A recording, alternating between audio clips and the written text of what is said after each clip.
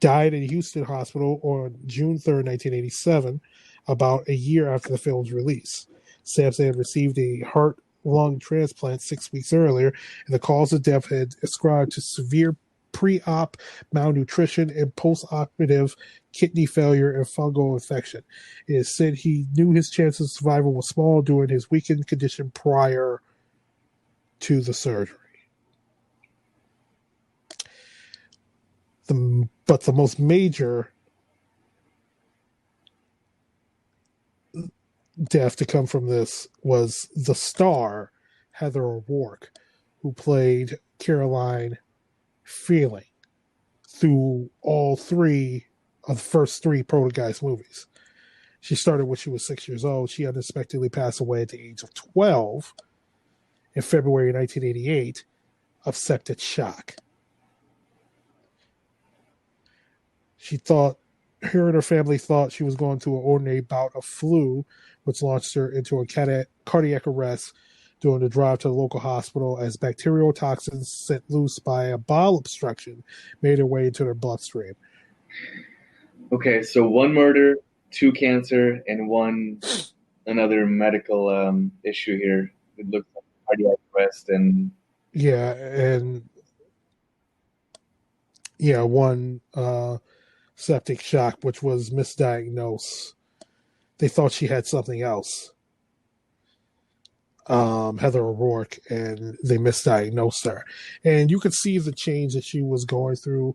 They thought she had Crohn's disease. And you could see it a little bit in Poltergeist 3, that she's her cheeks are really puffy in that film. If you go back and watch it, her cheeks are really puffy, and she's a little like, she just looked like, oh my God, she gained weight. It's like, no, her face looks like puffy. But the rest of her body looks fine. And it's like they misdiagnosed her for one ailment and then another. And it's supposedly other related deaths in the Poltergeist. The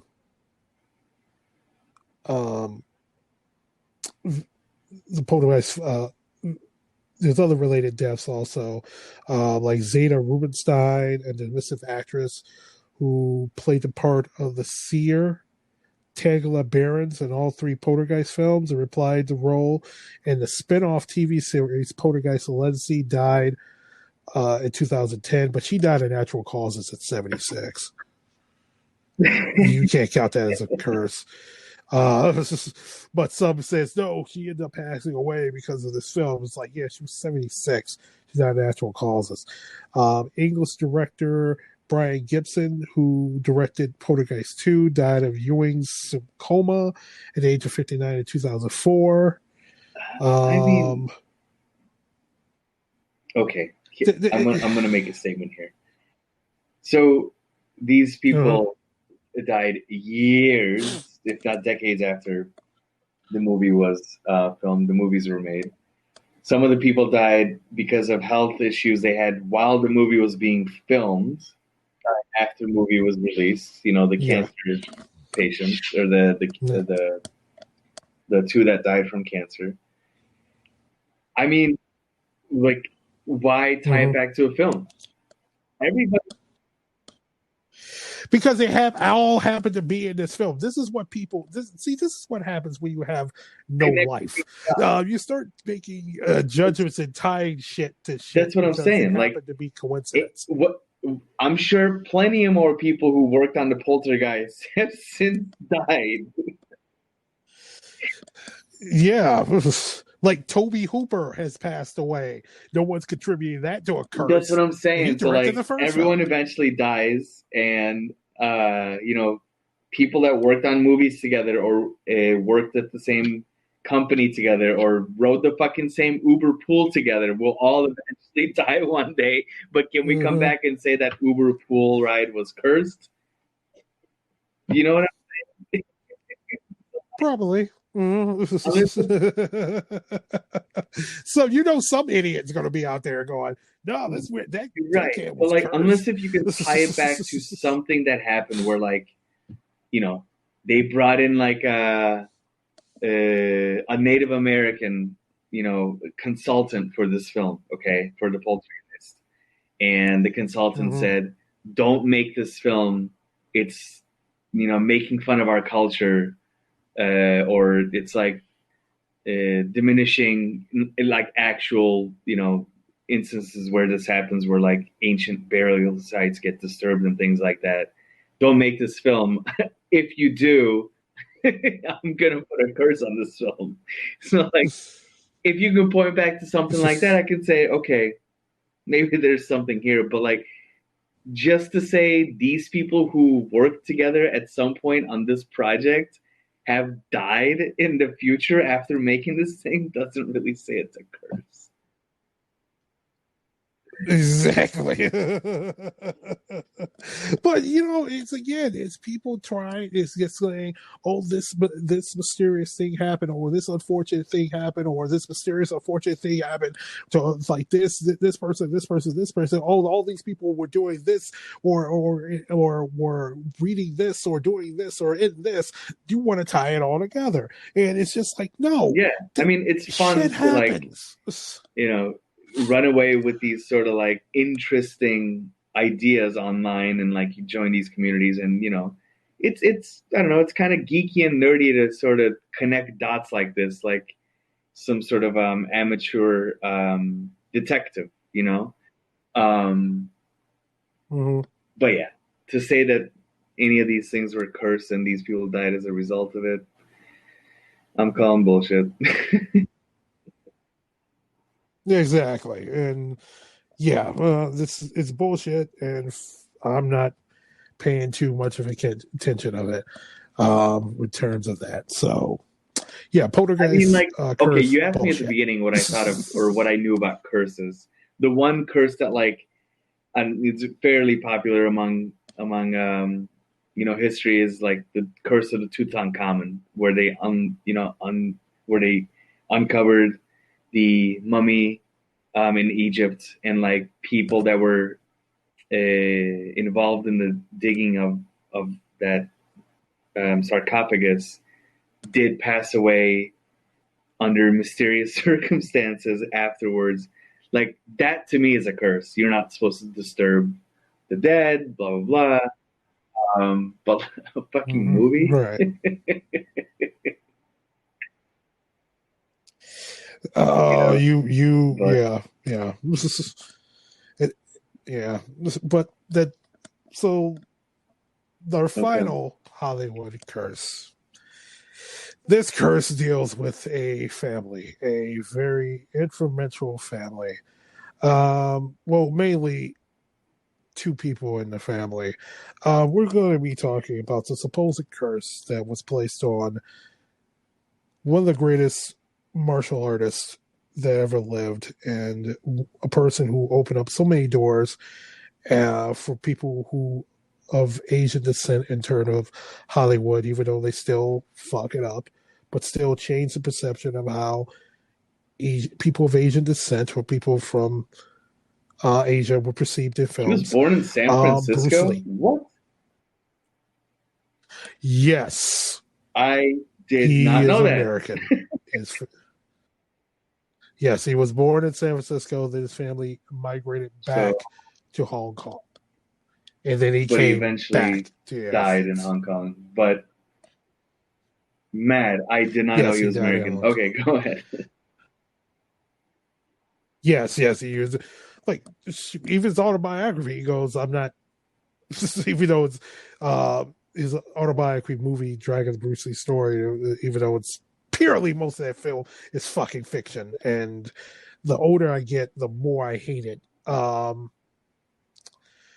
But yeah, he goes, "I'm not Vietnamese. I'm an American." And yeah, because he was born in America. So I'm not going to go into introduction of who Bruce Lee is. Everyone in the world knows who Bruce Lee is. You don't know who Bruce Lee is. You've been living under a rock for the rest of your whole entire life.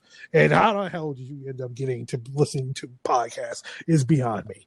But you Yep, know who Bruce Lee everybody is. does. Everyone knows who Bruce Lee is. His influence goes not only martial arts films, but also to sports, Inspirational music, quotes. philosophy, inspirational quotes, I love his quote on water. Like, water is formless. Water takes it. What is it? I used to know it by heart, but water is formless. It takes the shape what it's poured into. Be water, my friend. Be water.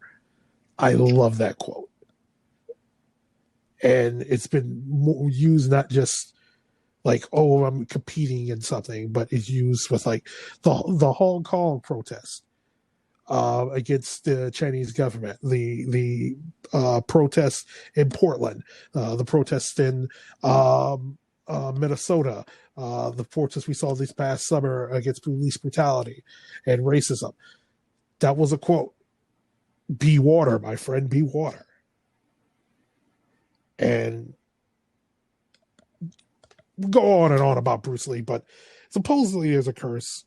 There was a curse on him that because when he was in America, we came back to America before he started working in motion pictures. He was teaching people martial arts, particularly his martial art that he created. Let me make sure I'm pronouncing this right. Jeet Kune Do, which is a hybrid martial art. He was teaching, supposedly, this curse is that people who knew martial arts, particularly from the Chinese community, living in America, they were not allowed to teach people who were not Chinese. So you couldn't teach people who were white. You couldn't teach people who were black. You couldn't teach people who were Hispanic. Couldn't teach people who were from Japan or Korea. You could only teach people their martial arts if they were Chinese. And Bruce Lee supposedly taught anyone, which, yeah, it's true. He taught everyone. He taught Steve McQueen martial arts. He taught Kareem Abdul-Jabbar, anyone who was willing to learn. And supposedly the heads, the triads or whatever, didn't appreciate that, and they plotted to kill Bruce Lee, and curse his family. So the day Bruce Lee died, May 10th, not May 10th, July 20th, 1973, Bruce Lee was supposed to meet with actor George Lazenby in Hong Kong because they intended to make a movie together. According to Lee's wife, Linda Lee, Lee met with producer Raymond Chow at 2 p.m. at his home, discussed the making of the film Game of Death. They worked until 4 p.m. and then drove together to the home of Lee's colleague, Betty Ting Ping, a Taiwanese actress. The three went over the script at Ting's home, and then Chow left to attend a dinner meeting. Later, Lee complained of a headache, and Ting gave him the painkiller Aquanet. It's okay. Yeah, it's a painkiller that contains both aspirin and tranquilizer, meprobentan. Around 7:30, he went to lay down for a nap. When Lee did not come for dinner, Chow came over to the apartment, but he was unable to wake Lee up. Then they called for a doctor and spent 10 minutes attempting to revive Lee before sending him by ambulance to Queen Elizabeth Hospital, where he was declared dead on arrival at the age of 32. And according to autopsy, Lee's brain had swollen considerably from 1,400 to 1,575 grams, a 13% increase, and they found the painkiller in his system. Supposedly, he died from an allergic reaction to the tranquilizer. He had a reaction to the supposed tranquilizer, and supposedly he was also on other painkillers because he had hurt his back a couple of years earlier, and he was using them because he was in constant pain. So I think there might have been a combination of those two drugs and allergic reaction, and he ended up having a cerebral hemorrhage and ended up passing away.